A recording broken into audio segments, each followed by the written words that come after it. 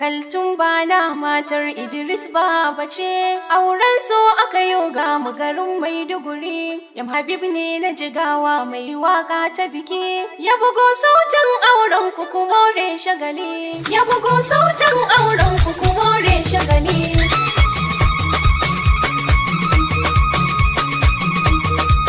Kaltum bana matar Idris baba ce, auren so aka yi ga mu garin Maiduguri.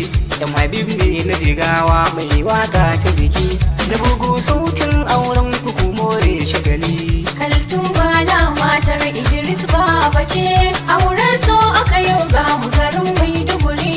Yam Habib ne na Jigawa mai waka ta biki, ya bugo sautin auren ku more shagali. Mai sama mai kasa Allah da fanin gwani, kai min jiya yau ma kai min izini. Yarda min Allah in na bugo ayi da ni, kar na yi girman kai kar na burudin zamani. Kara sharin maƙiyana kar su yi gefe da ni, hasken fuska da na zuci na fi su. Baiwa ta daga ko a gabansu, ko sun bari ni su hange ni gabansu. Na yi rawa a yaba babu bazar su.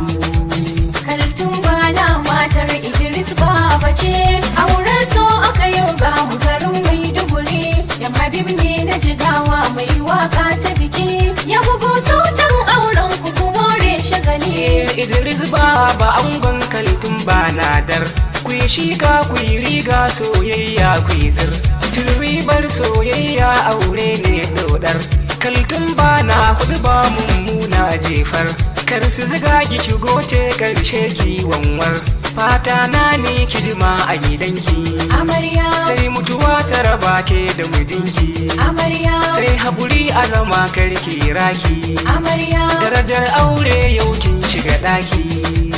Kaltum bana matar Idris baba ce, auren so aka yi ga mu garin Maiduguri. Yam Habib ne na Jigawa mai waka ta biki, ya bugo sautin auren ku more shagali. Da ado aka yi miki shaida, Amarya ki fito mata su yi guda. Amarya Kimar tafiyar ki da ganda, Amarya ki shagwaba sai ki masararta. Amarya Ki faɗa masa za ki ci gwanda, Amarya an ɗaura mun zo yi miki murna.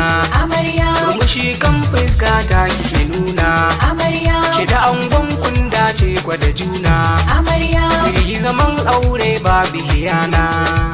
Kaltum bana matar Idris baba ce, auren so aka yi ga mu garin Maiduguri.